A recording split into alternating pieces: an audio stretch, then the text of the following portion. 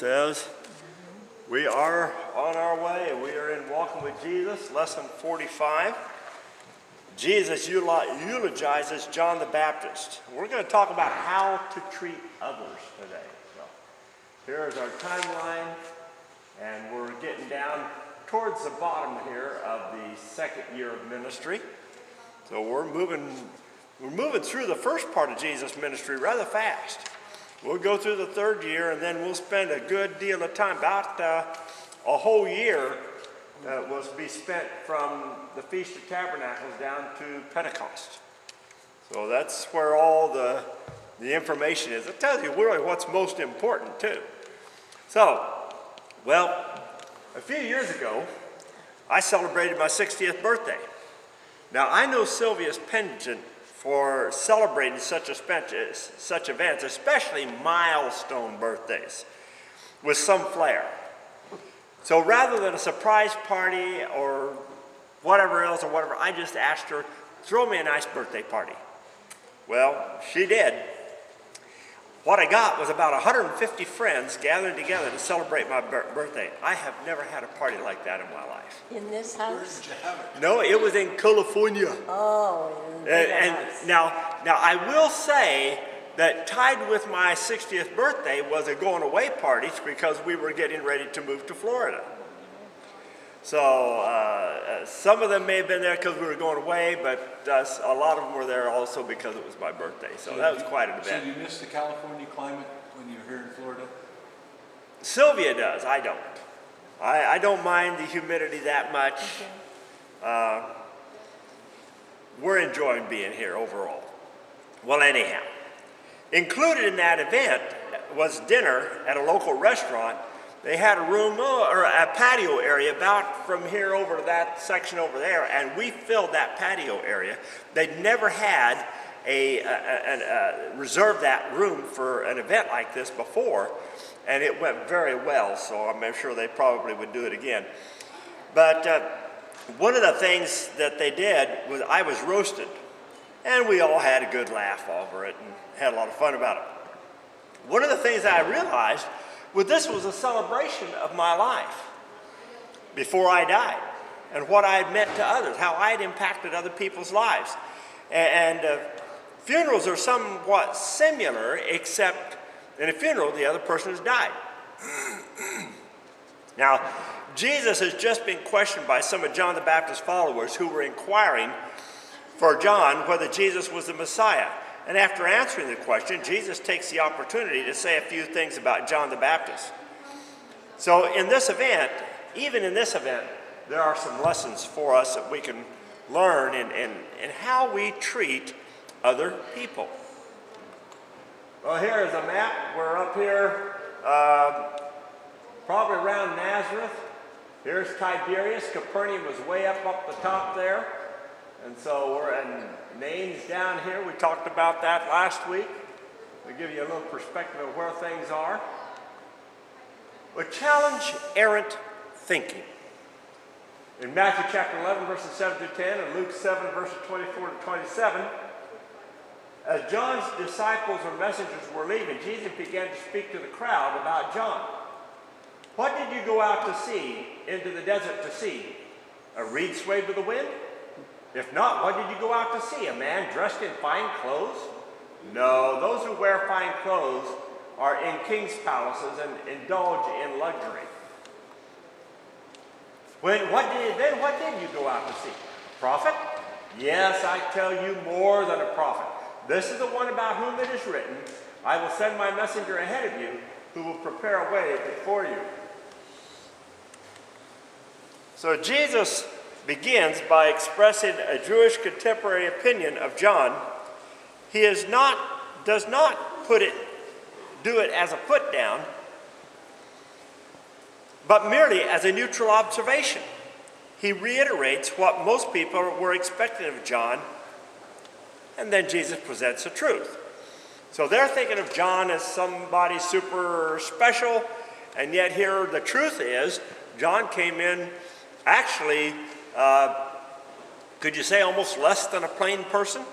I mean, most plain people would live in a house in a village or a city and work that kind of job and career and so forth. Here he is out in the wilderness, probably slept under a tree or made a little lean-to or a shack for himself, something like that, and just lived away from the crowds, and yet people came and flocked to him.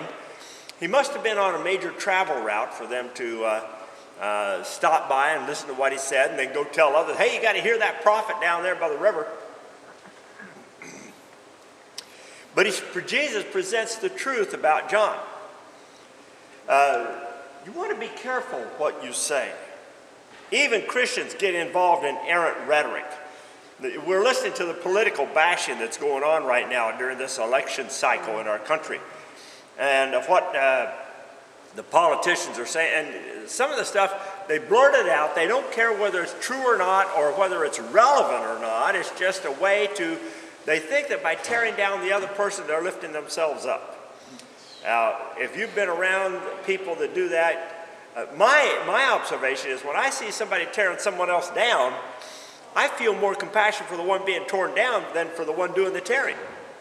And so I'm tend to be a little resistant to that kind of behavior. And a lot of people don't like the criticism, the bashing that's going on. But you know what? How many times have us Christians done that to one another? Oh, I've had my cycle of bashing too when I would go after one group or another group because of this little doctrine or that little doctrine. And I have my strong feelings about some of these doctrines, but there's only one thing that matters, and that's what we're learning about. That's who Jesus is and what he did. All these other things that we fuss about, all these other little doctrines that make our denomination different than your denomination are not going to matter when we get to heaven. But yet how many times have you, maybe, I don't know about you, but I know there have been a lot of times, several sermons that I preached one time or another criticizing someone else because this is the way they believe. I can't preach those sermons anymore. I would really have to modify them severely if I were. I might defend the doctrine, but I do not need to go and attack and bash other people. Be careful what we say. Criticizing other Christians or Christian organizations is not constructive to our Christian witness. The world listens to us. Oh, all them churches doing is fighting amongst one another, and I can't tell which one's right. That we would work more on loving one another, and even though you guys worship different than these guys worship, and we believe a little different than those believe, we all believe in Jesus as a Christ. If they could see us united around Jesus as a Christ, we could have some more powerful impact in our community. Seek to reason, not to argue. Now, we can't reach those who engage in sexual immorality, drug addicts, or other people who condone sinful activities if all we do is just attack them. Now, sometimes people need to be told that what their behavior is wrong. But sometimes they already know it's wrong. They just need to be loved enough to say that, well, maybe I can change my behavior. And this is the power of Jesus Christ. If you go to some of these drug rehab programs that are Christian-centered, Teen Challenge is the first one that comes to mind, and there's another one, I just can't think of it right offhand, but roughly 75% of the people that go through that program never get back into drugs because they change their heart. They develop a passion for Jesus. Jesus, if you want to put it in the term of addiction, Jesus becomes their drug of choice instead of heroin or alcohol or sexual immorality or whatever it was before. That's where the power is teaching people about Jesus. So we want to try to reason with them. Now, I went on the internet yesterday, and I posted what I thought was a constructive criticism of one of the people running for office. I said they need to change the way they're, just some of the things that I'm reflecting on here in Jesus' comments about John. And boy, did the people on that page tear me apart. They did to me the same thing that candidate was doing to the other candidates. You can figure that out. I went back on, I did make a comment say, hey, I was just trying to offer some constructive criticism here. You know, I'm trying to be helpful, not bashing. But boy, I tell you, they just ripped into me. And so I tried to reason with him. Some of them just wanted to argue. I've had people make comments on things that I posted about Walking with Jesus Bible study. And some people just want to argue.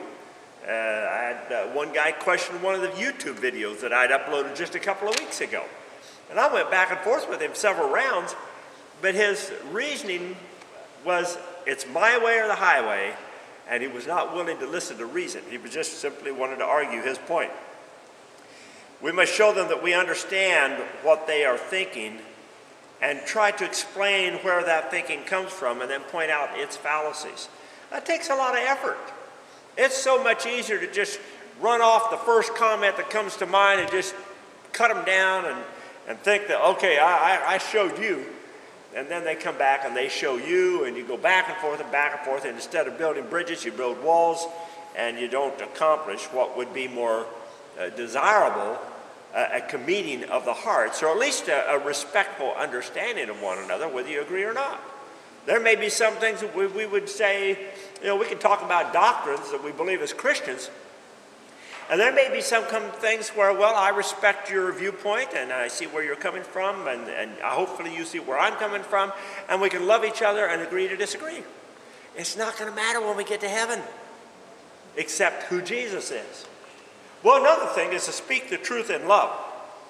We do want to be able to explain God's way in a manner that the other person will understand and not feel like they're being attacked.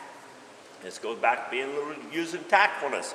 So Jesus comments about John. He's not trying to tear John down. He's not trying to tear the people down. He's showing respect for John and for what, of course, Jesus had a more mature understanding of John's purpose than the people did.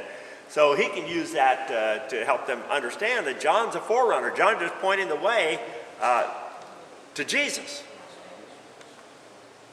Well, speak well of others. We're in Matthew chapter 11, verses 11 to 15, and Luke 7, verses 28 to 30. Let's go on and read here. I tell you the truth, among those born of women, there is not risen one greater than John the Baptist, yet he who is the least in the kingdom of God is greater than he. From the days of John the Baptist until now, a kingdom of heaven has been forcefully advancing, and forceful men lay upon it.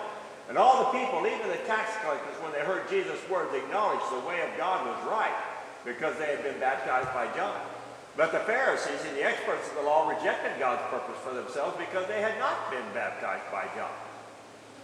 For all the prophets of the law prophesied until John, and if you're willing to accept it, he is the Elijah who was to come. He who has ears, let him hear. Well, speaking well of others, Jesus goes on to tell the people that there's never been a spokesman for God as great as John the Baptist. And when you go back through the Old Testament and you think of all the people there, you think of men like Abraham and David, Isaiah, Elijah and Elisha, Jeremiah. That's quite a statement. Some of those prophets and some of those men had a lot of wisdom and a lot of good words to say. But yet, not one of them is as great as John the Baptist. Now that would be strange to the Jewish mind because they really held Moses and David in very, very high esteem. And he's saying this is better than Moses and David. Don't put other people down. You know, as I mentioned a little bit ago, when I hear somebody putting someone else down, my nature is to think less of the one talking and more of the one that they are talking about. We do not build ourselves up by putting other people down, but by speaking the good in other people's lives. Now, I may not agree with how somebody does this or how somebody does that, and maybe there's a constructive way to point that out. But just to go in and just start condemning them and tearing them apart because they're different than me is not conducive to good relationships. Or would you like people doing that to you? No. If we go back to the Sermon on the Mount, not that long ago, Jesus said, whatever you would that others do to you, do so to them. Well, that's reflected a lot in what we're looking at today. Find the good in other people and commend them for it. My mother said many years ago when I was still this size, getting up to this size, if you have nothing good to say, say nothing. And there have been many a time that I've held my mouth because I didn't have anything really good to say. I've tried to apply that, I especially like Will Rogers. Back when I was in high school, I had to do a book report, and so I was reading through Will Rogers' biography, and I'd gotten about maybe 3/4 the way through, and one of the students wasn't ready, and the teacher called on me to give my book report. And I had a sense that this could be coming, so I flipped to the back of the book, and I kind of got the conclusion of what happened. Well, I got up there, and I got a little bit of Will Rogers, Oklahoma drawl going on in me, and I told him what I knew about Will Rogers, and I was able to conclude my report by telling how he died. And I did such a good job with that book report, I got an A for the book report. Never finished reading the book. But the thing that the reason I tell you that, the thing that I liked about Will Rogers, and this is one of the things I got out of that book, was he said he never met a man he didn't like. And if we really look at it, now there's some people that I wouldn't mind to just condemn them to hell. But even in the most vile people, there are some good qualities. And if we look for those, we can find them. That we may not, that wouldn't be enough to excuse them if somebody's done a criminal act and they need to be punished, life in prison or death sentence or whatever, or if they're a bad person and they get shot up by the police or whatever. Doesn't mean that they didn't get what they deserved and they didn't deserve what they got. But even in the most vile criminals, there are some good qualities. And so we prefer to look at the people around us. And we look at the people around us, we see the here, Highland Fairways, the people that are volunteering. We see the people that are doing their job as though they care about you and they're not just there to get a paycheck. And we find good qualities in everyone we look at. So Will Rogers would do that. I've tried to, again, it's something I've tried to make a part of my life. Notice what happens when you talk about the good things about other people. It makes them tend to want to think good things about you. So that little phrase, whatsoever a man sows, so shall he reap, or what goes around comes around. Relatively speaking, it's good for us to have these kind of truths and this kind of behavior in our lives. And so if you have nothing good to say nothing. And like Will Rogers said, he never met a man he did not like. Look for the good in the others and speak that good about them. Well, don't reject God's anointed. Luke 11:16-19, or Matthew 11:16-19, and Luke 7:31-35. What can I compare this generation, the people of this generation? What are they like? They are like children sitting in the marketplaces, calling out to each other. We played the flute for you, and you did not dance. We sang a dirge, and you did not mourn or cry. John the Baptist came, neither eating nor drinking wine, and you say he has a demon. The Son of Man came eating and drinking, and they say he's a glutton and a drunkard, a friend of tax collectors and sinners. But wisdom is proved right by her actions. Jesus reflects now on how some of the Jews are trying to try him, trying to put him into a mold that he doesn't fit. So rather than seeing who he is in God and trying to evaluate and give him a fair and impartial hearing, they're trying to tell him who he can or cannot be. Now again, I can reflect back to my little comment on Facebook. Maybe some of those people would accuse me of putting that candidate into a mold. They'll have to evaluate whether he fits it or not. But they put me into a mold that I did not fit and then took off and ran with it.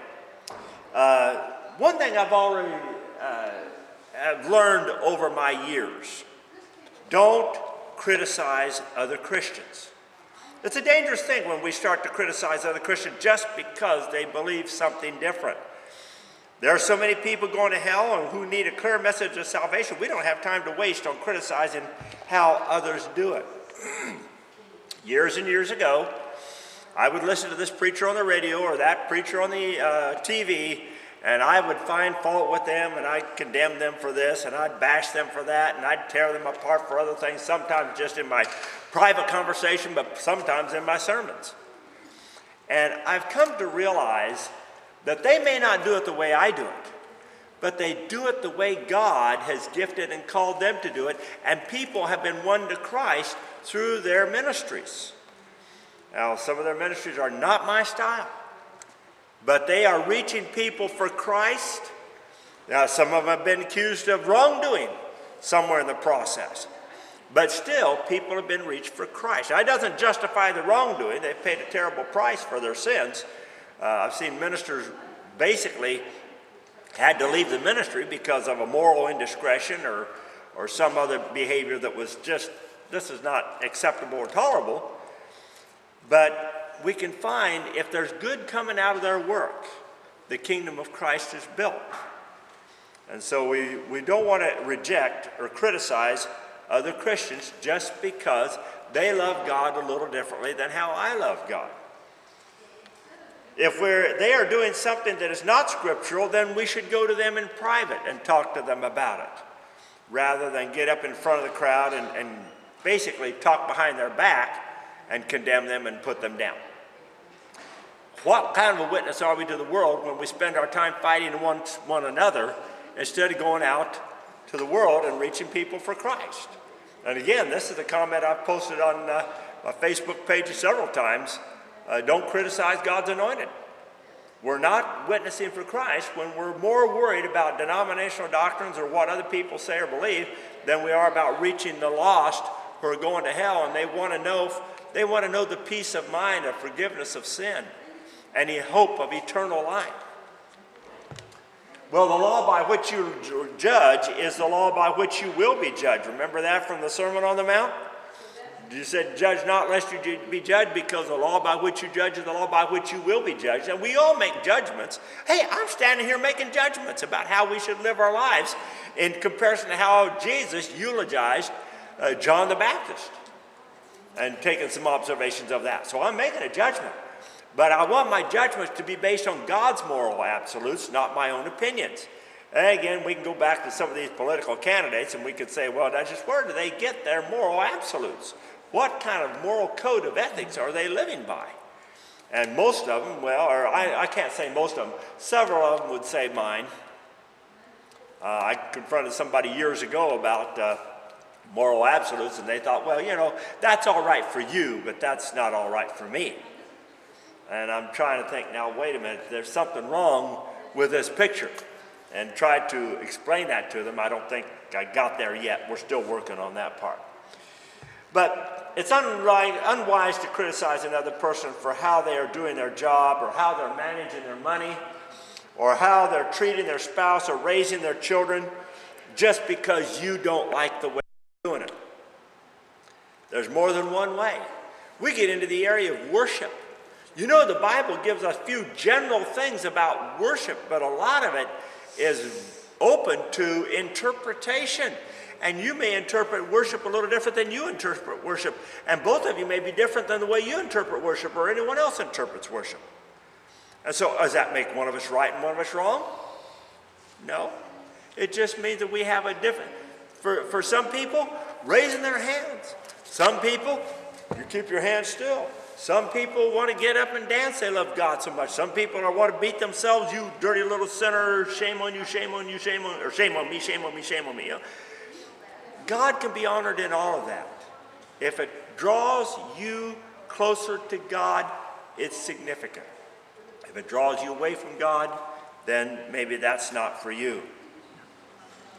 So we need to consider that in how we treat other people. Well, here's a picture. The Jordan River running right down somewhere. It's really a very kind of windy river. So I think it's more over on the far side up in here. And that's the hills of Hebron over there, or Jordan on the far side. So we're looking east. Well, our conclusion is that what you say about others will come back on you and how they treat you. When they're talking about somebody and you know they go around bad talking to other people, you're going to be talking bad about them most of the time. But if you know somebody, they're always talking about the good about other people, that's probably what you're going to be talking about them when you talk about them. And we talk about other people. Come on now, don't tell me we don't. Guilty as charged. So how do you treat those other people? Do you talk about their bad things or you talk about their good things? Remember the golden rule. And that is not he who has the gold rules, although we might find out about that in this upcoming election. Does gold rule or does gold not rule? But that's not the golden rule. The golden rule is to do to others the way you want them to do to you. And that's really an overlying theme of everything that we've talked about today. Are you someone who's often talking about others in an uncomplimentary way? Or are you someone who always defends the underdog and seeks to build people up? Well, next week we're going to see Jesus' attitude towards women. Women's Lib movement needs to join us as we take a look into this matter. Maybe we can teach some things that would help their movement be more godly. We'll let them decide that if they come. Let's see what Jesus has to say about John. Well, let's stop here and we'll have some discussion questions.